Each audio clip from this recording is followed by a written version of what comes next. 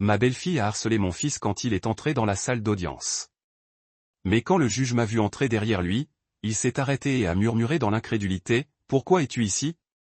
Toute la pièce est tombée silencieuse pendant que ma belle-fille et sa famille arrogante se regardaient dans une panique. Je suis content que tu sois là. Si vous regardez cette vidéo, donnez-lui un style, abonnez-vous à la chaîne, et dites-moi dans les commentaires d'où vous écoutez mon histoire de vengeance. Je veux savoir jusqu'où elle est arrivée. Le bruit dans la salle d'audience est mort instantanément quand le juge Stephen Moral est entré.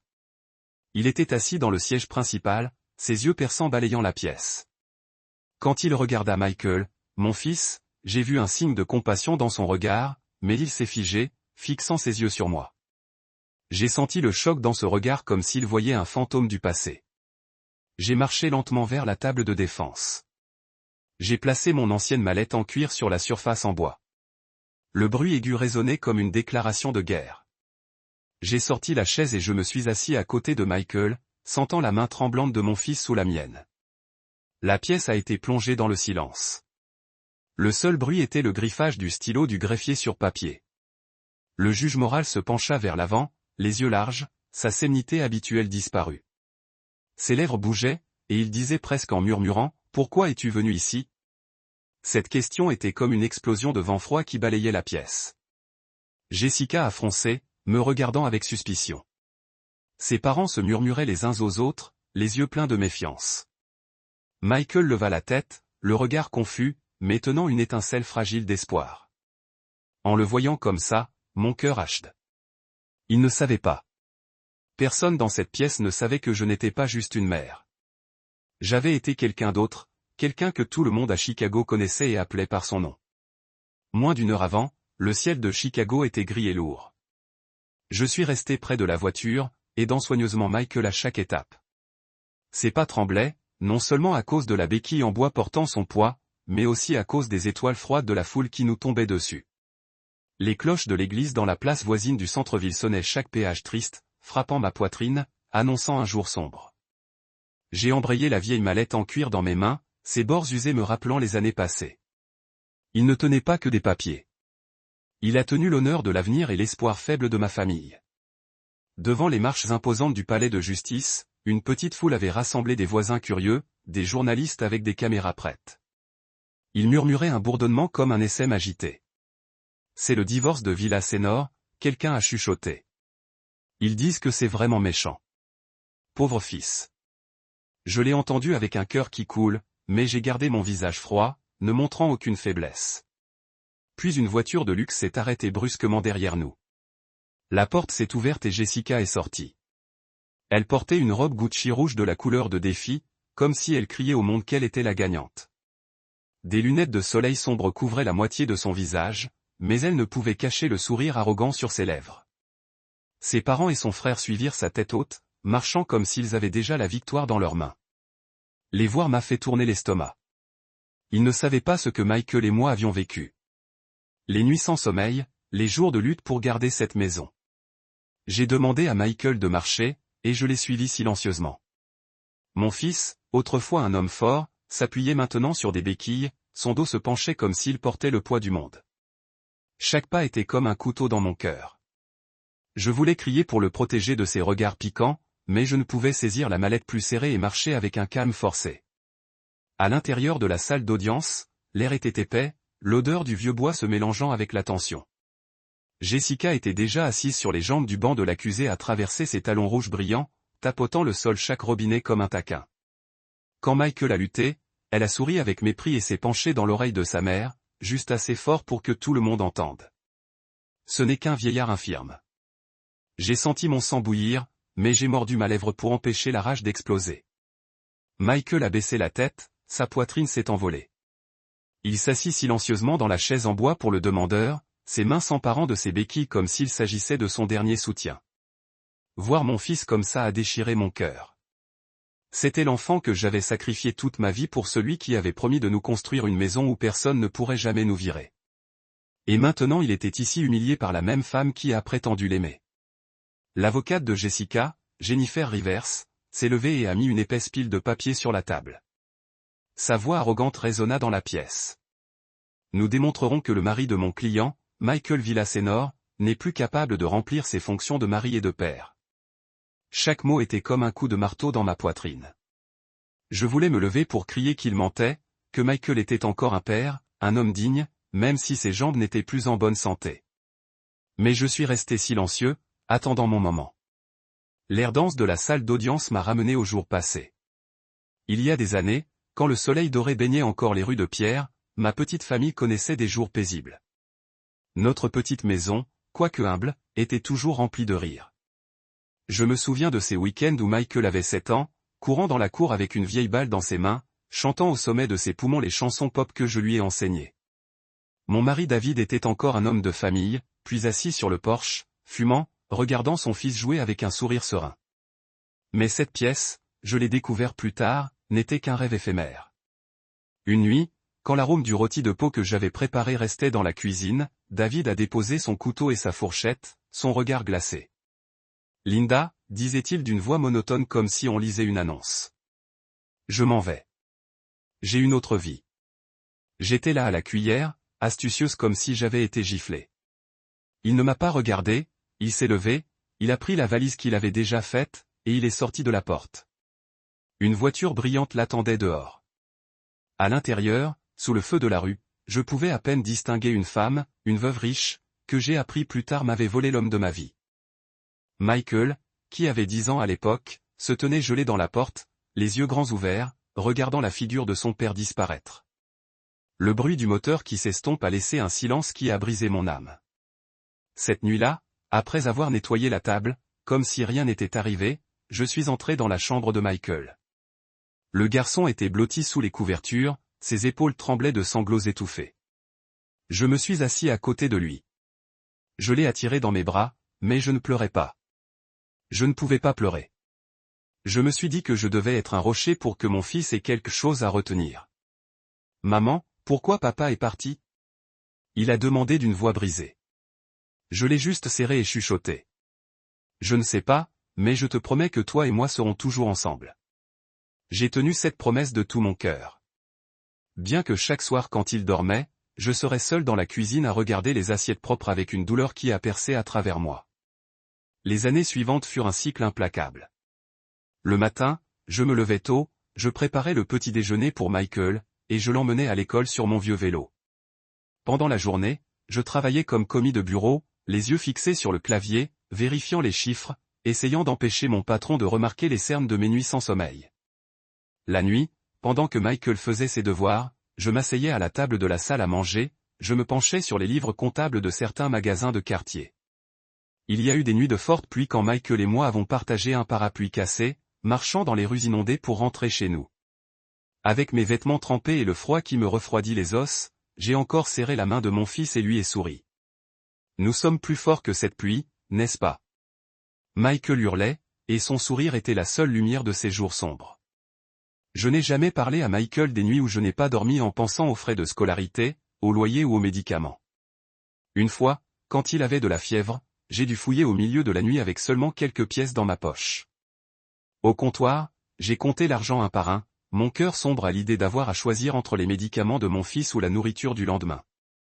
Mais je n'ai pas abandonné. Chaque fois que je regardais Michael, je me disais que je ne pouvais pas tomber parce qu'il était la raison de mon existence. Le jour où Michael a reçu sa lettre d'acceptation pour le génie électrique, je me suis tenu dans la cuisine, le papier dans ma main, pleurant incontrôlablement. C'était la première fois depuis des années que je pleurais avec bonheur. Mais la joie se tourna bientôt vers l'inquiétude. L'université n'était pas quelque chose que je pouvais facilement me permettre. Silencieusement, j'ai pris mon alliance, le dernier souvenir d'un mariage brisé, du vieux coffre en bois. C'était la seule chose de valeur qui restait dans la maison. Je l'ai emmené au magasin de pions, et regardé le propriétaire peser l'anneau à serrer mon âme. « Maman, tu n'as pas à faire ça », a dit Michael quand il a découvert ses yeux lire. « Je vais chercher un travail. » Je vais l'interrompre, mettre ma main sur son épaule. « Tu dois juste étudier dur. Je veux que tu fasses ce que je n'ai jamais pu. » Michael m'a serré les bras et pour la première fois j'ai senti qu'il n'était plus un enfant qui avait besoin de ma protection. Michael ne m'a pas laissé tomber. Après des années d'efforts et d'études, il a construit une maison de 2 étages à la périphérie de Chicago. Le jour où il m'a donné les clés, je me suis tenu devant ces nouveaux murs et j'ai pleuré. Maman, je te l'ai promis, dit Michael, souriant d'une voix étouffée. C'est notre maison. Personne ne peut nous virer maintenant. Je l'ai pris dans mes bras, sentant dans son corps la sueur, les larmes et l'amour qu'il avait mis dans chaque brique. Pour la première fois depuis longtemps, j'ai senti que j'avais fait la bonne chose en n'abandonnant pas. Quand Michael a épousé Jessica, je pensais que ma famille était enfin complète. Jessica était à l'époque une fille douce avec un sourire aussi beau que les fleurs d'orange. Au début, elle venait dans la cuisine avec moi, gaiement, me racontant ses projets futurs avec Michael. Maman, je veux avoir beaucoup d'enfants, donc tu auras une grande famille de petits-enfants, m'a-t-elle dit une fois. Et je l'ai cru. Je pensais que le bonheur nous avait enfin trouvés. J'ai vu comment les yeux de Michael s'illuminaient quand Jessica était proche, et j'ai silencieusement remercié Dieu de m'avoir donné une telle belle fille. Mais la tragédie a frappé comme un cauchemar. Un choc électrique sur le chantier, une chute de l'échafaudage. J'ai reçu l'appel à minuit, la voix tremblante du contremaître au téléphone. Madame Vilizan, votre Michael, il a eu un accident. Venez à l'hôpital immédiatement. Je me suis enfui de la maison, mon cœur courait pieds nus dans les rues froides. Quand je suis arrivé, l'image de Michael immobile enveloppé de bandages blancs a été plongée dans ma mémoire. Je suis resté à ses côtés, regardant le fils qui avait été le pilier de notre famille réduit à un être aussi fragile qu'un enfant. Je suis là, Michael, je lui ai chuchoté, lui serre la main. Maman est avec toi. Les mois suivants furent une chaîne de jours sans fin. Michael s'est rétabli lentement, mais ses jambes n'ont jamais été les mêmes. Le docteur a dit qu'il devrait vivre avec des béquilles en bois pour le reste de sa vie. D'un homme fort, toujours souriant et bavard, Michael devint une ombre silencieuse. Il parlait moins, et son regard était souvent rempli de tristesse. Chaque fois que je le voyais s'appuyer sur ses béquilles, en faisant des pas hésitants dans la cour, j'avais l'impression que quelqu'un me déchirait le cœur. Quand Michael est revenu de l'hôpital, j'ai senti que le monde entier avait changé. La maison de 2 étages que mon fils avait construite avec tant d'orgueil, qui était autrefois remplie de rire, était maintenant aussi silencieuse qu'une tombe. J'ai réaménagé le salon, le transformant en un espace en bas pour que Michael puisse se déplacer plus facilement. Chaque fois que je regardais le simple lit que j'ai préparé pour lui, mon âme achète. Cette salle avait été planifiée par Michael et Jessica comme la future salle de jeu pour leurs enfants, mais maintenant ce n'était qu'un refuge de fortune pour un homme qui combat son propre corps. Les premières semaines, Jessica faisait toujours semblant d'être une femme dévouée. Elle lui apportait un bol de soupe chaude dans sa chambre, servait ses médicaments avec soin, et souriait même quand je la remerciais. Je voulais croire qu'elle aimait toujours Michael, qu'elle essayait juste de s'adapter à la nouvelle situation. Mais chaque jour, j'ai réalisé que c'était une façade. La patience de Jessica a manqué à une vitesse qui m'a étonné. Un matin, alors que la première lumière passait par la fenêtre, j'ai vu Michael assis dans son fauteuil roulant, un éclat rare dans ses yeux. « Maman, je veux aller au jardin aujourd'hui », a-t-il dit avec une voix pleine d'enthousiasme. « Je veux respirer de l'air frais. Pouvez-vous appeler Jessica pour m'aider ?» J'ai hurlé, soulagé de voir mon fils, trouvant une petite raison de joie. Je suis allé à la cuisine où Jessica faisait du café, habillée comme si elle se préparait à sortir. « Jessica, Michael veut aller au jardin. Pouvez-vous aider un peu votre mari ?» J'ai demandé, en essayant de garder ma voix douce. Elle s'est retournée avec une fronce et un visage ennuyé. « Ma belle-mère, j'ai une montagne de choses à faire, » répondit-elle d'un ton froid. « Il ne peut pas se débrouiller seul un peu. » Sans attendre ma réaction, elle a frappé la tasse de café sur la table et s'est enfuie, me laissant là immobile. Je suis retourné dans la pièce et j'ai vu Michael encore près de la fenêtre, son regard baissé et ses mains saisissant les bords du fauteuil roulant. « Maman, ça ne compte plus. »« Oublie ça », murmurait-il presque inaudiblement. Je voulais courir après Jessica pour lui crier au visage. Mais en voyant Michael, je pouvais seulement pousser sa chaise vers le jardin, forçant un sourire à cacher la douleur qui me brisait à l'intérieur. Les repas familiaux, qui étaient autrefois le moment le plus chaud de la journée, étaient maintenant devenus un procès difficile. J'ai essayé de cuisiner les plats que Michael aimait le plus, comme du chili ou de la soupe maison, espérant ramener un peu de joie. Mais Jessica s'asseyait là, mangeait à peine une bouchée, puis abattait ses couverts, murmurant qu'elle n'avait pas d'appétit. Je me souviens encore comment elle louait mes poivrons farcis, comment elle rirait, disant qu'elle voulait apprendre à les cuisiner pour Michael. Au lieu de cela, elle regarda son mari avec un ennui évident, comme si partager une table avec lui était un sacrifice. « Jessica, tu te sens mal ?» J'ai demandé une fois, en essayant de garder une atmosphère calme.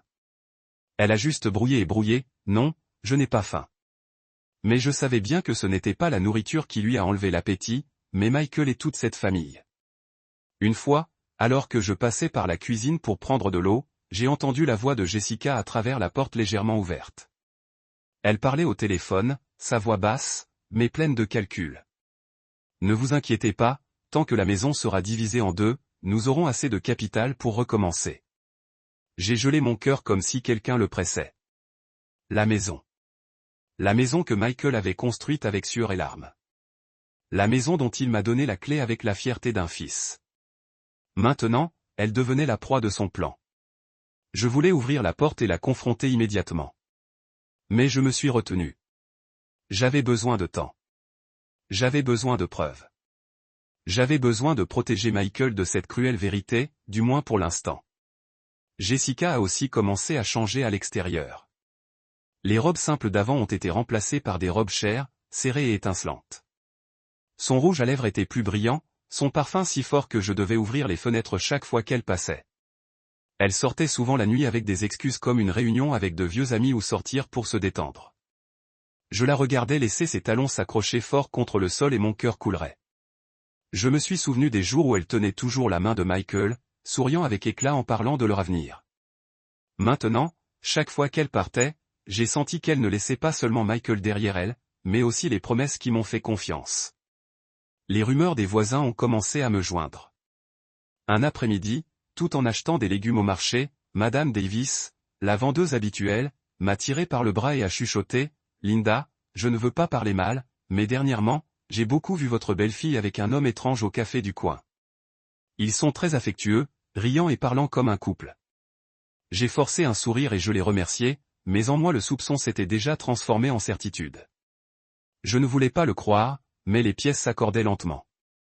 Jessica n'était plus la fille que j'ai autrefois considérée comme fille. Elle était devenue une inconnue avec des projets que je n'osais pas affronter. Le pire est arrivé tard dans la nuit quand la douleur tourmentait Michael. Je l'ai entendu gémir doucement dans sa chambre et crier d'une voix faible, « Jessica, peux-tu m'aider à masser un peu ma jambe? Ça fait tellement mal. » Je me tenais devant la porte, espérant un geste de tendresse de la part de ma belle-fille. Mais Jessica tira brusquement la main de Michael, sa voix tranchante comme un couteau. « Je ne suis pas ton infirmière. Si vous avez besoin de soins, engagez quelqu'un pour vous surveiller. » Je me suis tenu là, ma main s'est serrée sur le porte-porte, sentant comme si un poignard avait été plongé dans ma poitrine. Michael est tombé silencieux. Il n'a pas répondu, mais je savais que ces mots l'avaient profondément blessé. La maison qui autrefois débordait de rire s'enfonce maintenant dans un silence épais. Chaque soir, je m'assis sur le porche, écoutant les grillons, mon cœur déchiré. J'ai pensé au jour où Michael était encore en bonne santé quand il a embrassé Jessica et dit, « Maman, j'ai trouvé la personne qui marchera avec moi pour le reste de ma vie. » J'avais cru espérer que Jessica apporterait le bonheur à mon fils. Mais maintenant l'amour à ses yeux était mort, ne laissant que le mépris et le calcul. Chaque fois que je regardais Michael avec ses béquilles en bois et son regard vide, je sentais que j'avais échoué, non seulement comme une mère, mais comme quelqu'un qui croyait en l'amour et l'honnêteté. Un après-midi gris avec le ciel couvert de nuages, je venais de mettre le pichet d'eau sur la table quand j'ai entendu la porte ouverte avec le clic des talons sur le sol. Jessica est entrée, mais elle n'était pas seule. À côté d'elle se trouvait Jennifer Rivers, que j'ai immédiatement reconnue, une vieille connaissance de mon temps au tribunal, maintenant de retour avec un regard froid et lointain. Jennifer portait un costume noir impeccable avec une mallette dans la main, marchant avec un air de puissance qui semblait vouloir dominer toute la pièce. Je l'ai regardée et mon cœur tremblait alors que je me rappelais les jours où nous étions assis ensemble dans le cabinet d'avocats partageant des rêves de justice. Maintenant, elle était de l'autre côté, même pas me saluer comme si j'étais un étranger. Jessica dans une robe bleu vif assise dans une chaise sans dîner pour me regarder ou Michael. L'atmosphère dans la cuisine est devenue tendue comme si une tempête était sur le point de se briser. Jessica a poussé une pile de papier vers Michael, sa voix sèche sans un soupçon d'émotion. « Signez ici. On va divorcer. Selon la loi, cette maison doit être divisée en deux. » Ces mots étaient comme un coup droit au cœur. J'ai regardé Michael. Son visage déjà pâle était maintenant blanc comme une feuille sans une goutte de sang. Ses mains tremblaient, saisissant le bord de la table comme s'il essayait de tenir à son dernier espoir. J'ai placé le verre d'eau sur la table et j'ai essayé de garder ma voix calme, bien que la rage intérieure me dévorait. Pour quelle raison cette maison est-elle une propriété commune? Jessica a levé son menton avec un visage si épouvantable que j'ai voulu sauter de ma chaise. Nous sommes légalement mariés. Tous les biens acquis pendant le mariage sont divisés en deux. Tu ne connais pas la loi? Ces mots étaient comme une gifle au visage, non seulement pour moi, mais aussi pour les années de sueur et de larmes que Michael avait mises dans la construction de cette maison. J'ai pris une profonde inspiration, j'ai contenu ma colère, et j'ai répondu d'une voix ferme, « Tu as tort, Jessica. Cette maison est la propriété de Michael. Elle a été achetée et est à son nom avant que vous ne soyez mariés. Légalement, vous n'avez aucun droit à cela. » L'atmosphère dans la pièce a gelé. Michael leva la tête et dans ses yeux désespérés apparut une lueur d'espoir. Jennifer assise à côté de Jessica est intervenue avec une voix aussi forte qu'un couteau. Madame Villisor en droit du mariage aux États-Unis. Il existe des clauses qui permettent de considérer des biens séparés comme des biens matrimoniaux après plusieurs années de cohabitation. Tu devrais être prudent. Je l'ai regardé droit dans les yeux. Celui qui était assis avec moi dans des épreuves tendues. Celui qui m'appelait Linda avec respect. Maintenant elle me voyait comme un ennemi. Je lui ai répondu mot pour mot. Jennifer, je connais la loi mieux que quiconque ici. La pièce tomba dans le silence absolu. Et puis Michael m'a regardé surpris d'une étincelle de fierté que je n'avais pas vue en lui depuis qu'il a quitté l'hôpital. Mais Jessica n'arrêtait pas. Elle a sauté en criant d'une voix shrille. Je me fiche de qui tu étais. Je veux juste me débarrasser de ce fardeau. Il est déjà invalide, et j'ai encore un avenir devant moi. Ces mots sont tombés sur Michael comme un coup de marteau. Il s'assit là silencieux, les épaules tremblantes, la voix brisée. Jessica, tu crois vraiment ça? Elle regarda loin, ne répondit pas, et son silence était plus cru que tout mot. Je me sentais comme si mon cœur était arraché. Michael, mon fils, l'orgueil de ma vie, était maintenant appelé un fardeau par la femme qu'il aimait. Je voulais courir chez Jessica, lui donner des coups de fouet pour qu'elle ne mérite pas l'amour de mon fils, mais je me suis juste tenu là, les mains grippant le bord de la chaise, me battant pour ne pas tomber en panne. Jennifer s'est levée et a conduit Jessica hors de la maison, laissant la pétition de divorce sur la table comme une cicatrice qui ne pourrait jamais être effacée. La porte s'est fermée, et Michael et moi avons été laissés dans un silence mortel.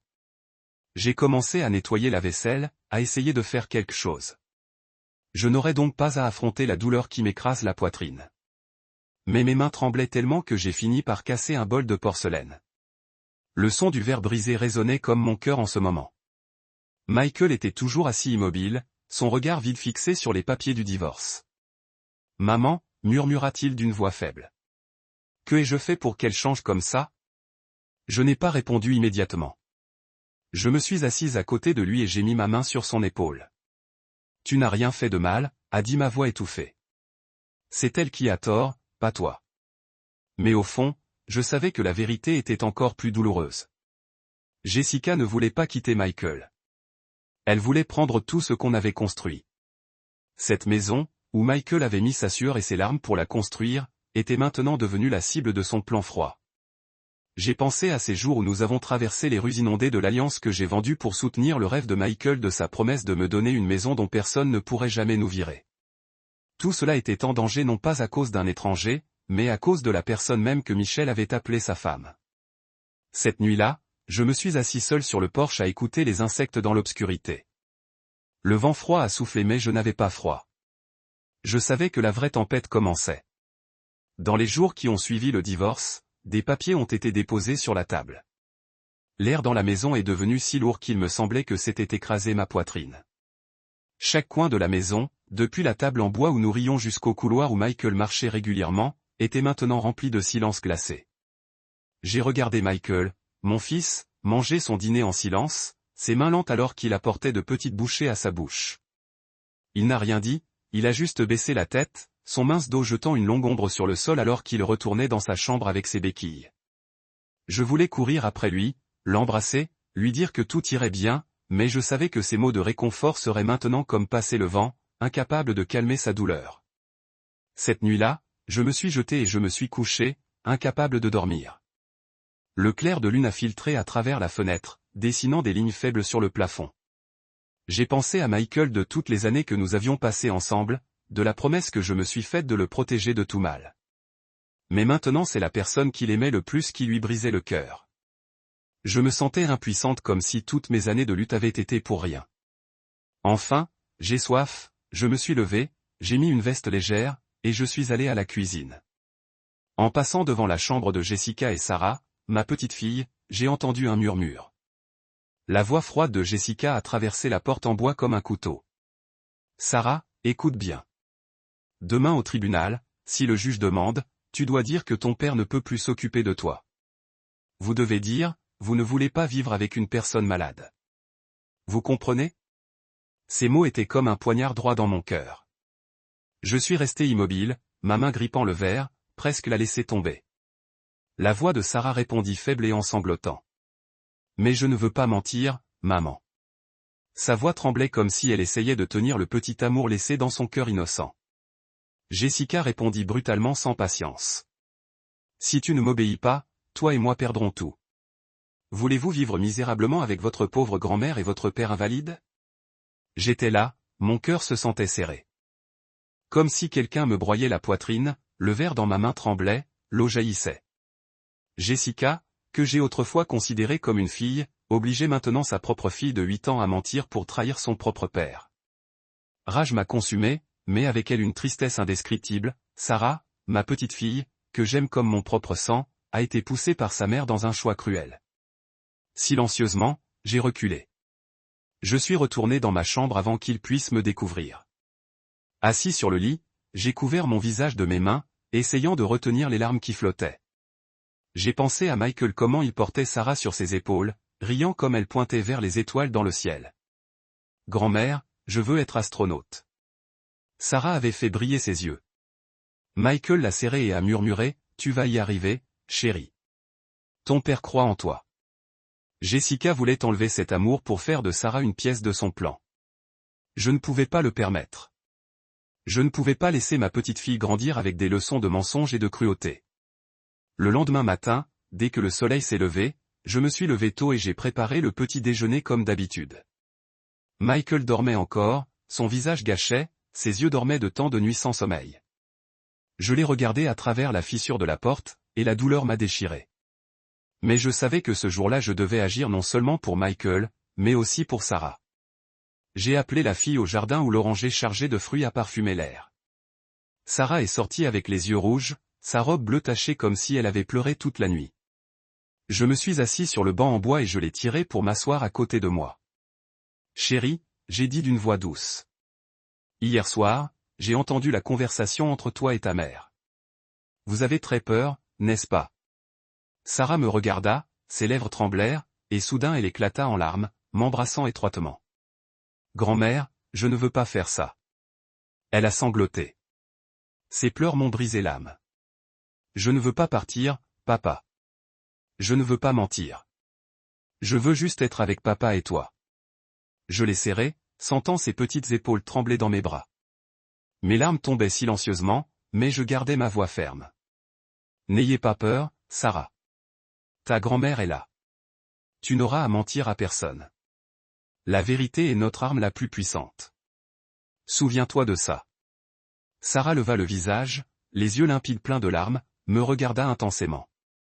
Mais maman dit que si je ne fais pas ce qu'elle veut, elle ne me laissera pas voir papa, murmura-t-elle avec peur. J'ai séché ses larmes, mes douleurs de cœur, mais plein de détermination. Votre mère a tort, j'ai dit avec certitude. Personne ne peut t'emmener loin de ton père ou de ta grand-mère. Je vous promets qu'on y arrivera comme votre père et moi avons surmonté tant de difficultés. Sarah a hurlé, a serré ma main, et à ce moment, j'ai senti une nouvelle force se réveiller en moi. Je me battais non seulement pour Michael, mais aussi pour ma petite fille pour qu'elle ne grandisse pas entourée de tromperies et de peur. Après cette nuit, j'ai entendu la conversation entre Jessica et Sarah.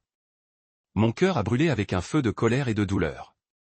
Je ne pouvais pas laisser ma belle-fille transformer ma petite fille en pion dans son plan cruel. Mais je savais que des mots blessants ou des confrontations directes ne suffiraient pas à protéger Michael et Sarah. J'avais besoin de preuves. J'avais besoin d'une vérité assez nette pour briser l'armure que Jessica avait construite. Et c'est ainsi que j'ai décidé d'aller à une vieille connaissance d'une vie que je pensais avoir enterré, Robert Medina, un enquêteur privé expérimenté qui avait été mon allié à l'époque où j'ai moi-même affronté les tribunaux. Le bureau de Robert était caché dans une petite ruelle à Chicago, où l'odeur du vieux tabac mélangeait avec des secrets indicibles. La pièce était minuscule, illuminée uniquement par une vieille lampe de bureau remplie de dossiers jaunâtres et de photographies en noir et blanc. Quand j'ai ouvert la porte et que je suis entré, Robert était assis derrière le bureau, un demi-SM fumait une cigarette dans sa main. Quand il m'a vu, il a sauté, les yeux larges avec surprise. « Linda » s'écria-t-il d'une voix de la fumée. « Ça fait combien d'années ? Je croyais que tu avais complètement pris ta retraite. » J'ai souri froidement, mais à l'intérieur j'ai senti une douleur ennuyeuse. Ma vie passée, ces jours où il m'appelait reine de la loi, n'étaient plus qu'un lointain souvenir. Mais aujourd'hui, je devais y retourner pour mon fils et ma petite-fille. Je me suis assis dans la chaise en bois en face de Robert et lui ai raconté en gros coup l'histoire de Michael, l'accident, le changement de Jessica, le procès en divorce, et le plan pour forcer Sarah à mentir. Robert écoutait en silence, hurlant de nouveau son regard, comme un vieux loup qui sentait sa proie. « Je comprends, dit-il d'un ton bas. Laissez-le-moi, mais soyez prêts, Linda. Parfois, la vérité fait plus mal que la suspicion. » Je me suis serré les mains. « Je suis prêt, Robert. J'ai juste besoin de la vérité, aussi douloureuse soit-elle. » Quelques jours plus tard, Robert m'a rencontré dans un petit café solitaire à la périphérie. Quand je suis arrivé, il était déjà assis dans un coin isolé avec une tasse de café noir devant lui et un mince dossier sur la table. Il a poussé le dossier vers moi sans dire un mot. Je l'ai ouvert et senti mon cœur s'arrêter. Les photos à l'intérieur étaient claires. Jessica dans une robe rouge frappante sur le bras d'un homme rusé et élégant qui sort d'un hôtel luxueux sur la Côte d'Or. Elle souriait radieusement, ses yeux brillaient loin du visage froid et amer qu'elle montrait à Michael. J'ai pris les photos avec des mains tremblantes, me sentant comme si de la glace était versée dans ma poitrine. Son nom est William Harris, murmura Robert d'une voix grave. Un mogul immobilier connu pour séduire les femmes avec des propriétés seulement pour prendre leurs actifs plus tard. Il a une armée d'avocats et de contacts puissants qui couvrent tout. J'ai regardé une photo où Jessica portait un bracelet pétillant que je n'avais jamais vu auparavant. Ce n'est pas un flirt, a poursuivi Robert. Il la prend, paie toutes ses factures des restaurants de luxe aux robes chères. Je pense que c'est un plan calculé, Linda. Elle veut la maison de Michael et William est derrière. Mon cœur rempli de douleur et de rage. Alors que Michael se battait contre chaque spasme de douleur, essayant de prendre des mesures avec ses jambes endommagées, Jessica, la femme qu'il aimait tant, s'amusait avec un autre homme, prévoyant de prendre la maison que mon fils avait construite de toute sa vie. J'ai pensé aux nuits où Michael regardait par la fenêtre avec des yeux vides, et je voulais crier contre tant d'injustice. Jusqu'où est-elle allée avec lui ? J'ai demandé, ma voix brisée avec la fureur supprimée. Robert soupira et secoua la tête. Très loin, Linda. J'ai trouvé des reçus d'hôtel, des billets d'avion, et même des virements bancaires du compte de William à la sienne. Ce n'est pas qu'une romance. C'est une affaire. J'ai payé Robert, lui demandant de continuer à regarder. J'ai besoin de toutes les preuves que je peux obtenir, peu importe la taille, je lui ai dit d'une voix ferme. Robert haïssait avec un regard plein de compréhension. Tu es toujours la même Linda que je connaissais, dit-il. Comme de l'acier, mais attention, William n'est pas un homme facile à confronter. J'ai souri froidement, mais au fond, je savais que je n'avais pas d'autre choix. Ce n'était pas juste un divorce. C'était une bataille pour protéger ma famille. Cette nuit-là, j'ai caché l'enveloppe avec les photos dans le tiroir verrouillé de ma chambre. Je ne voulais pas que Michael les voie. Je ne voulais pas qu'il fasse face à la vérité que sa femme l'avait trahi si atrocement. Michael avait déjà assez souffert de l'accident, les insultes de Jessica, les regards de pitié des gens. Je ne pouvais pas laisser un autre coup de couteau lui briser le cœur. Pendant le dîner, Jessica est apparue habillée aussi ostensiblement que jamais. Elle s'est assise à la table et a tout naturellement proposé. « Maman, je pense que nous devrions vendre cette maison et déménager dans un appartement de luxe plus confortable. Vivre ici devient ennuyeux, ne pensez-vous pas ? » Je l'ai regardé droit dans les yeux avec une froideur coupante. Cette maison est le résultat du travail acharné de Michael, j'ai dit d'une voix calme mais nette, ce n'est pas quelque chose que vous pouvez vendre sur un caprice. Jessica a tendu ses lèvres en se déplaçant comme si elle voulait répondre, mais elle a juste gardé le silence et a commencé à servir de la nourriture à Sarah. J'ai regardé Sarah et j'ai vu ses petits yeux éviter les miens, et j'ai senti une douleur aiguë dans ma poitrine. Elle en savait trop, mais elle était trop jeune pour porter ce poids. L'avoir une nouvelle force est née en moi, non seulement pour protéger Michael, mais aussi pour protéger l'innocence de Sarah des cicatrices que sa mère essayait de lui laisser. Le matin de la première audience, il bruissait. Les gouttes tombaient comme mes propres larmes. J'ai aidé Michael de la vieille voiture, chacun de ses pas lourds, non seulement à cause de la béquille en bois, mais aussi à cause du fardeau invisible sur ses épaules. Son visage était épouvantable, ses yeux s'écoulaient de nuit sans sommeil, mais il m'a encore donné un sourire faible pour ne pas m'inquiéter. « Maman, je vais bien, dit-il, bien que sa voix tremble, et je savais qu'il essayait de cacher la douleur. J'ai serré sa main serrée, essayant de transmettre une partie de ma force, bien que dans mon cœur hachd, pensant à ce qui devait arriver. De l'autre côté du palais de justice, une voiture de luxe s'est arrêtée. Jessica sortit fièrement habillée d'une robe vert émeraude pétillante, un sourire triomphant sur ses lèvres comme si la victoire était déjà assurée. Ses parents et son frère suivirent, riant et parlant fort comme s'ils allaient à une fête au lieu d'un procès. En le voyant, mon estomac a craqué. Ils ne comprenaient pas les années de sacrifice de Michael pour construire cette maison. Ils n'ont pas vu les nuits sans sommeil que j'ai passées à protéger ma famille. Pour eux, c'était un jeu et Michael la proie facile. Dans la salle d'audience, l'air était épais avec l'odeur du vieux bois et la tension. Michael s'assit sur le banc du demandeur, s'attachant fermement à sa béquille, son regard fixé sur le sol comme s'il voulait échapper à tous les escaliers. Je me suis tenu derrière lui silencieusement, attendant mon moment. Jessica a pris le banc de l'accusé, croisant ses jambes, ses talons tapotant le sol. Chaque claque une moquerie. Elle regarda Michel froidement sans un soupçon d'émotion, comme s'il n'était plus son mari. Jennifer Rivers. L'avocat de Jessica s'est levé. Sa voix ferme résonnait dans toute la pièce. Votre honneur, ma cliente, Madame Jessica Torres, a dû vivre une vie insoutenable avec un mari handicapé pendant de nombreuses années. Monsieur Michael Villizonor n'est plus en mesure de travailler. Il n'a pas la santé pour remplir le rôle d'un mari et d'un père. Nous demandons un divorce et la division des biens, y compris la moitié de la valeur de la maison qu'ils ont partagée pendant leur vie commune. Chaque mot qu'elle a prononcé était comme un coup de couteau dans mon cœur.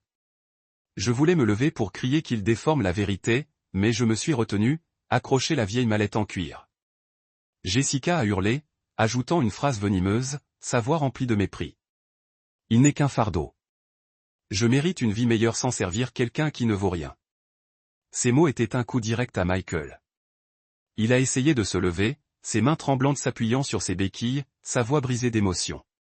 Je peux toujours m'occuper de ma fille. Je suis toujours le père de Sarah. Mais sa gorge s'est refermée, incapable de terminer la phrase. Son visage est devenu rouge.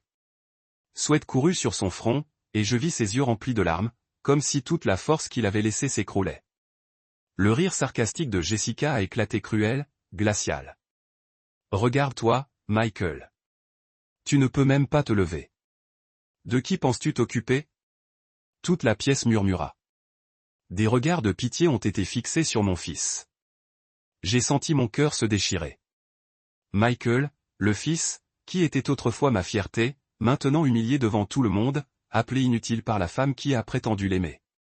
Les balances de la justice semblaient basculer en faveur de Jessica, et je savais que si je n'agissais pas, tout ce que Michael avait sacrifié serait perdu. À cet instant, je me suis levé. J'ai marché calmement jusqu'à la table de la défense. J'ai ouvert la vieille mallette en cuir. Le son de la fermeture éclair résonnait fortement dans la pièce silencieuse. Je l'ai mis sur la table. J'ai tiré une chaise à côté de Michael, sentant le regard étonné de mon fils. J'ai pris une profonde respiration. Puis je me suis levé. Ma voix, claire et ferme, résonnait. À partir de ce moment, je serai le représentant légal de mon fils, Monsieur Michael Villizonor. Toute la pièce est restée silencieuse comme si le temps s'était arrêté. Jennifer était pétrifiée, les yeux larges avec étonnement. Jessica m'a regardé, sa bouche s'est évanouie. Son visage est devenu pâle comme si elle avait vu un fantôme du passé. Les personnes âgées de la chambre ont commencé à murmurer. Certains murmurèrent, Linda Villizonor, peut-être? J'ai senti la vague de surprise se propager, mais j'ai gardé les yeux fixés sur le juge moral, qui ne m'a pas enlevé les yeux. Le juge tapait doucement son gavel, sa voix tremblait, remplie de doute. Et de respect. Madame Linda Villisenor, êtes-vous par hasard la reine de la loi? Cette question a balayé la pièce comme un vent déchaîne un murmure général. Michael me regarda, les yeux mouillés, incrédule, comme s'il découvrait pour la première fois que sa mère n'était pas seulement une mère.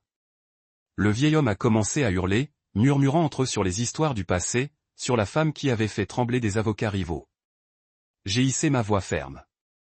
Votre honneur, je n'ai jamais cessé de croire en la justice. Ces paroles n'étaient pas seulement pour le juge, mais aussi pour moi, pour Michael, et pour ceux qui me regardaient avec un mélange de curiosité et de respect. J'ai senti la force des derniers jours se réveiller en moi comme si la flamme que je pensais avoir été éteinte était en train de se réveiller. J'ai regardé Jessica et je l'ai vue. Le sourire triomphant sur ses lèvres avait disparu. Jennifer, qui était autrefois mon amie, a baissé la tête comme si elle savait qu'elle faisait face à un adversaire qu'elle ne pouvait sous-estimer. À l'audience suivante, l'atmosphère dans la salle d'audience était aussi tendue qu'une corde sur le point de se briser. La chambre était pleine. Reporters avec des stylos prêts, voisins curieux, tous attirés par la nouvelle que la reine de la loi était revenue. Une rumeur qui s'était répandue comme un feu de forêt à Chicago. J'ai marché en tenant la main de Michael, sentant la main tremblante de mon fils me serrer le bras. Il ne dit rien, mais dans ses yeux fatigués, une étincelle d'espoir s'est manifestée. Je lui ai serré la main doucement, voulant lui dire que j'étais là, et que je ne laisserais personne prendre ce qui était légitimement le sien. Jessica était assise sur le banc de l'accusé, vêtue de son élégance habituelle, bien que son sourire habituel n'ait plus la même brillance. À côté d'elle, Jennifer Rivers, son avocate, avait l'air tendu, griffant une pile de documents comme s'ils étaient son dernier recours. La famille de Jessica, ses parents et son frère occupaient le banc derrière eux, mais leurs rires et leurs grands commentaires de la veille avaient disparu, remplacés par des regards conspiratifs nerveux. Je savais qu'ils sentaient que la marée tournait, même s'ils ne comprenaient pas encore ce qui allait arriver. Le juge moral entra avec sa solennité habituelle. Il m'a dit de commencer. Je me suis levé, j'ai ouvert ma vieille mallette en cuir et j'ai sorti un paquet de documents soigneusement arrangés. Votre honneur, dis-je d'une voix claire et ferme, je présente comme première preuve les documents de propriété de la maison située à la périphérie de Chicago. Tous les dossiers indiquent clairement que cette maison a été achetée par et est au nom de mon fils Michael Villisenor 2 ans avant son mariage avec Madame Jessica Torres. J'ai placé les papiers sur la table un par un comme poser des briques pour construire un mur de vérité. Le greffier a pris les documents. Il les a examinés en détail et a hissé, confirmant leur authenticité. Le juge moral les a regardés. Il a aussi hurlé, et un léger geste d'approbation a échappé à son regard aigu. La pièce a éclaté dans des murmures, les rumeurs se répandant comme une vague. Les visages des parents de Jessica sont devenus pâles. Son frère a baissé la tête, et Jessica a serré les poings, mordant ses lèvres pour contenir sa rage. Jennifer s'est levée immédiatement. Sa voix a encore essayé de sonner, même si elle tremblait déjà. Votre honneur, bien que la maison puisse être considérée comme une propriété séparée pendant les années de cohabitation, elle est devenue la résidence familiale. Selon les lois matrimoniales de cet État, ce fait peut être pris en compte pour la division des biens. Je l'ai interrompu d'une voix dure, lui donnant aucune place pour continuer. Madame Rivers, la loi est très claire. La résidence commune ne modifie pas le droit de propriété sur un bien acquis avant le mariage. Cette maison est le bien intouchable de mon fils. L'atmosphère dans la pièce s'est même tendue. Sous la table, Michael m'a serré la main, et j'ai senti la chaleur de son tremblement. Je l'ai regardé, et dans ses yeux, cette étincelle d'espoir a encore montré, comme si pour la première fois depuis longtemps, il croyait que nous pouvions gagner. Mais je savais que les papiers de la propriété n'étaient que la première étape. Je ne leur ai pas donné le temps de réagir, et j'ai lancé la deuxième preuve. Un petit lecteur USB contenant quelque chose capable de secouer tout le procès. Votre honneur, dis-je d'une voix calme et coupante, je veux présenter un enregistrement réalisé la veille de la première audience. J'ai remis l'USB au greffier, et quand l'enregistrement a commencé à jouer, toute la pièce est tombée silencieuse. Jessica a entendu la voix forte, dure et cruelle. Sarah a écouté attentivement. Demain au tribunal, si le juge demande, tu dois dire que ton père ne peut plus s'occuper de toi. Tu dois dire que tu ne veux pas vivre avec un malade. Compris? Alors le sanglot de Sarah a été entendu. Mais je ne veux pas mentir, maman. J'aime beaucoup papa. Puis la voix de Jessica s'endurcit sans pitié.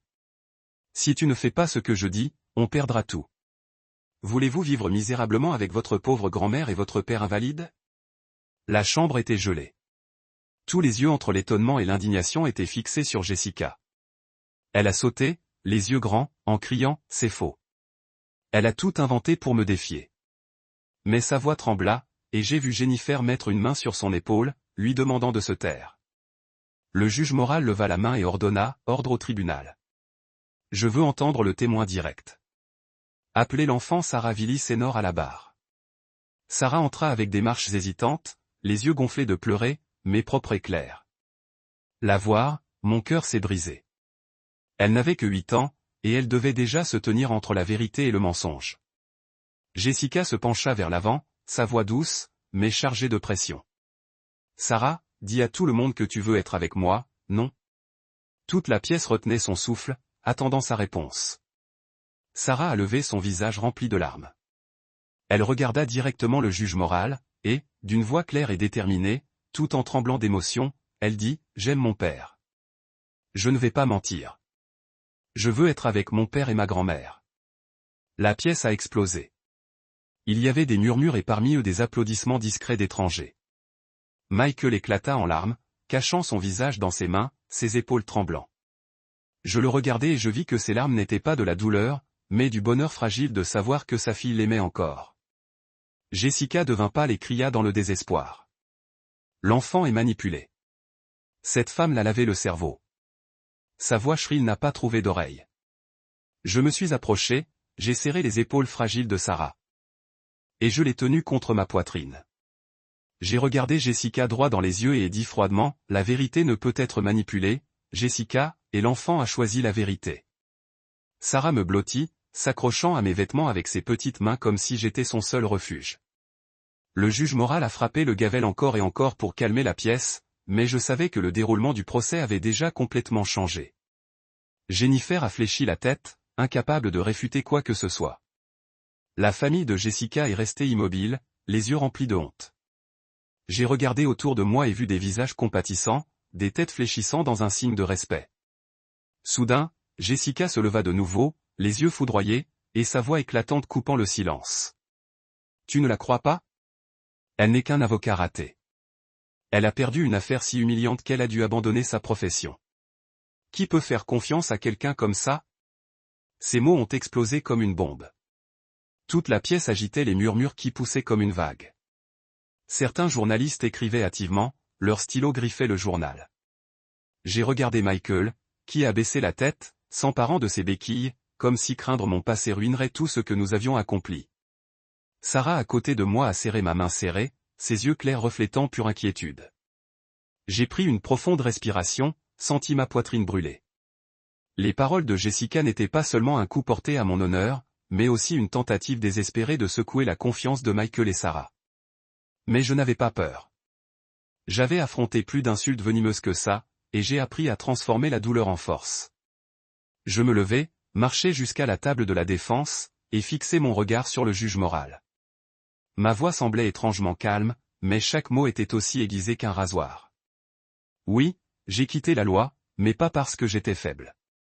Il y a de nombreuses années, j'ai perdu une affaire importante. Et ce n'était pas à cause d'un manque de compétences ou de preuves, mais parce que mon ex-mari et son amant riche ont soudoyé le juge. Chaque document, chaque argument à moi était parfait, mais le verdict final était une déformation flagrante de la justice. Mon honneur a été enterré sous l'argent sale, et j'ai décidé de me retirer pour préserver ma dignité. La pièce tomba dans le silence absolu. Tous les yeux étaient sur moi, non plus avec curiosité ou pitié, mais avec une profonde empathie. Michael leva la tête, les yeux remplis de larmes, me regardant comme s'il comprenait pour la première fois toute la vérité de ce que j'avais vécu. J'ai senti Sarah serrer ma main plus serrée, et je savais que mes paroles ne défendaient pas seulement mon honneur, mais aussi montraient à mon fils et ma petite-fille que je n'avais jamais fléchi devant l'injustice. J'ai continué à parler, ma voix ferme sans trembler. Ce juge a fait l'objet d'une enquête plusieurs années plus tard et a été condamné à des peines de prison pour corruption. Et à partir de ce jour-là, j'ai juré que je ne laisserai plus jamais la justice ternie. Aujourd'hui je ne suis pas ici pour la gloire, mais pour mon fils, pour ma petite-fille, et pour la vérité que notre famille mérite. Je m'arrêtai, observant la pièce, et je vis les clins d'œil des anciens, qui avaient entendu parler de moi de la reine de la loi depuis un autre temps. Juste alors, le juge moral se pencha vers l'avant, tapota doucement son gavel, et ses yeux brillèrent d'un respect impossible à cacher. « Je peux témoigner des paroles de Madame Villaseñor, dit-il d'une voix grave et ferme. Il y a de nombreuses années, quand j'étais jeune avocat, c'est Linda qui m'a défendu dans une affaire similaire. Elle a été la personne qui a apprécié la vérité et la loi plus que quiconque je n'ai jamais connu. » Ces paroles balayèrent la pièce comme un vent réveillant murmure d'admiration. Les journalistes ont écrit à la hâte et certains ont murmuré, « La reine de la loi est vraiment revenue. » J'ai regardé Jessica. Elle était stupéfiante comme si elle allait s'effondrer. Son visage pâle, ses lèvres serrées ne tenaient plus l'orgueil d'avant. Jennifer, son avocate, vient de baisser la tête et de retourner sans but dans des documents comme si elle acceptait la défaite. La famille de Jessica est restée immobile, les yeux remplis de honte, incapable de me regarder en face. Je me suis tourné vers Michael et l'ai vu me regarder avec des larmes couler silencieusement sur ses joues. « Maman » murmura-t-il d'une voix brisée. Je lui ai mis la main sur l'épaule, je l'ai serré doucement comme pour lui dire que je ne le laisserais pas tomber. Le juge moral s'est levé. Sa voix résonnait avec clarté. La cour prendra une suspension. Le verdict définitif sera rendu à la prochaine audience. Le coup aigu du gavel sonnait fort, comme une dernière période à la vérité qui venait de s'éclairer.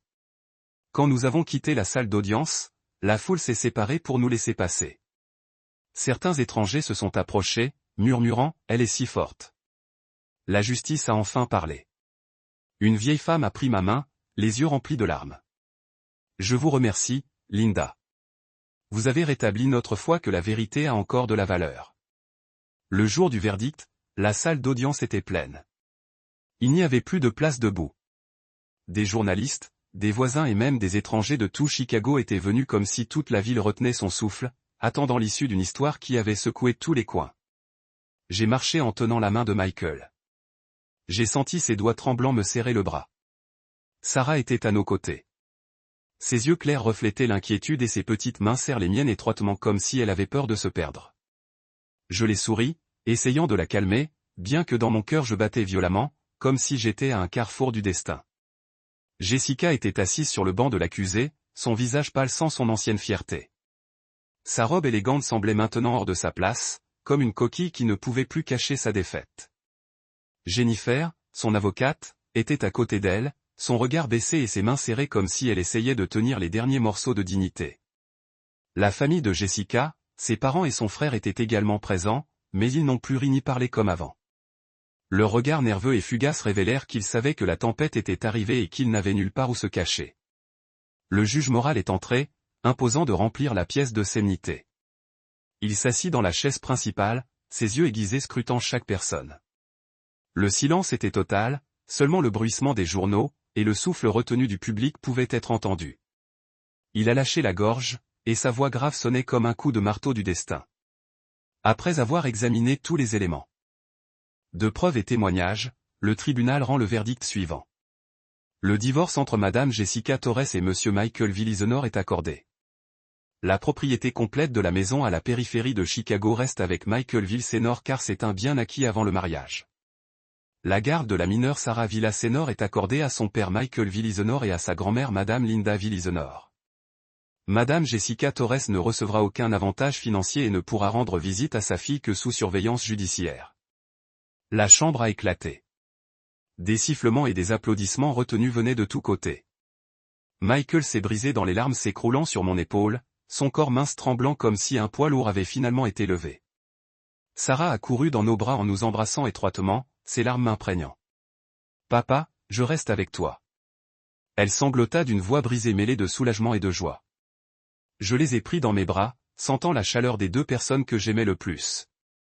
Des larmes m'ont cousu le visage, mais elles ne souffraient pas. Ils étaient de bonheur, de soulagement, de savoir que notre famille était en sécurité. Jessica a sauté, son visage tordu de rage, criant incontrôlablement, « Ce n'est pas juste. Je vais faire appel.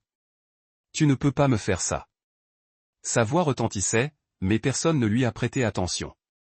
Jennifer a mis une main sur son épaule et murmurait, « C'est inutile, Jessica. Nous avons déjà perdu. Elle a fait quelques pas épouvantables comme si sa force l'avait complètement abandonnée. Sa famille se leva silencieusement, la tête fléchie, et quitta la pièce sans oser affronter le regard méprisable qui les entoure. Je les ai regardés partir sans ressentir un gramme de satisfaction. Je ne ressentais que de la tristesse. La tristesse pour Jessica, qui était autrefois ma belle-fille, une partie de notre famille, mais qui a choisi la voie de la trahison et de l'ambition. Quelques jours plus tard, j'ai entendu les voisins dire que William, le mouvement immobilier, derrière Jessica, avait coupé toute communication avec elle dès qu'il a appris qu'elle avait perdu l'affaire. Il ne l'a plus ramassé ni payé ses factures luxueuses. Jessica a dû vivre seule dans un appartement loué à la périphérie, pointé et rejeté par tout le monde. Un matin, Madame Davis, la vendeuse du marché, m'a chuchoté, « Linda, je l'ai vue emballer ses affaires. Personne ne sait où elle est allée, comme si elle voulait fuir tout ça. » J'ai hurlé, ne disant rien. Mais au fond, je voulais seulement que Jessica trouve un nouveau chemin, bien que je savais qu'elle devait vivre avec ce qu'elle avait causé. Pendant ce temps, nous, Michael, Sarah et moi avons commencé une nouvelle vie sous le toit que nous aimions tant. J'ai consacré mon temps à amener Michael à ses thérapies de réadaptation, le regardant retrouver lentement sa confiance en lui. Au début, il était encore timide, mais chaque fois que Sarah courait vers lui, le câlinait, et criait, « Papa, tu es mon super-héros. » Je verrais les yeux de Michael s'illuminer comme si une étincelle d'espoir était ravivée. J'ai aidé Sarah avec ses devoirs. Nous avons dessiné des images colorées ensemble, et chaque nuit, la cuisine était remplie de l'arôme des plats que j'ai préparés. Les repas familiaux, autrefois éclipsés par Jessica, étaient maintenant remplis de rire. Sarah a raconté des histoires de l'école. Michael l'a taquiné, et je m'asseyais juste là à regarder les deux êtres que j'aimais le plus avec un cœur chaud, comme si une tempête n'avait jamais passé. Un après-midi ensoleillé, j'ai vu Sarah prendre secrètement mes vieux talons haut du placard, les mettre, et marcher de façon instable, se posant comme un avocat.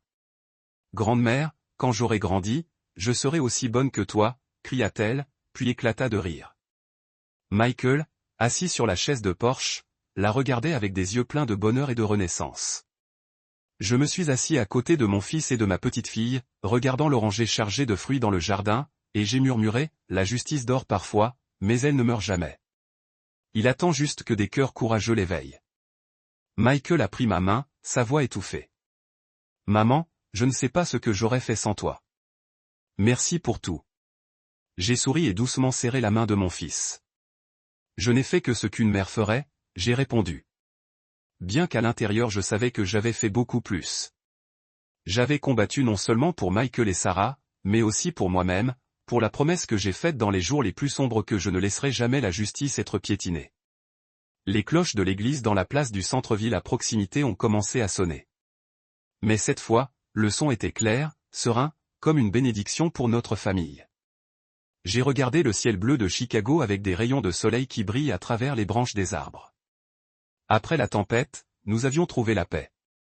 Cette maison, qui était autrefois le centre de la bataille, était maintenant une vraie maison. L'endroit où Michael retrouvait sa force, où Sarah grandissait, entourée d'amour et où je savais, Linda Villasenor, que j'avais honoré ma promesse à mon fils et ma petite-fille. Je suis resté à côté de ceux que j'aimais le plus. Et pour la première fois depuis de nombreuses années, j'ai senti que mon cœur était vraiment en paix. Après tout ce que j'ai vécu, j'ai réalisé que la vie pouvait nous prendre beaucoup de choses. Notre santé, notre confiance, même les relations qui semblaient les plus fortes. Mais personne ne peut nous enlever quelque chose. Vérité et amour. Ils sont devenus la lumière qui m'a guidé, me donnant le courage de faire face à la trahison et à l'injustice. Je veux que tout le monde comprenne que dans la vie il y aura toujours des moments où nous sommes testés à nos limites. Mais si nous gardons la foi et n'inclinons pas notre tête au mensonge, la justice finira par parler. Et surtout, la famille est la plus grande force pour surmonter toute tempête. L'histoire que vous venez d'entendre a changé de nom et de lieu pour protéger l'identité des personnes impliquées. Nous ne lui disons pas de juger, mais dans l'espoir que quelqu'un écoutera et arrêtera de réfléchir. Combien de mères souffrent dans le silence chez elles? Je me demande vraiment si tu étais à ma place, que ferais-tu? Choisiriez-vous de garder le silence pour garder la paix ou oseriez-vous tout affronter pour reprendre votre voix?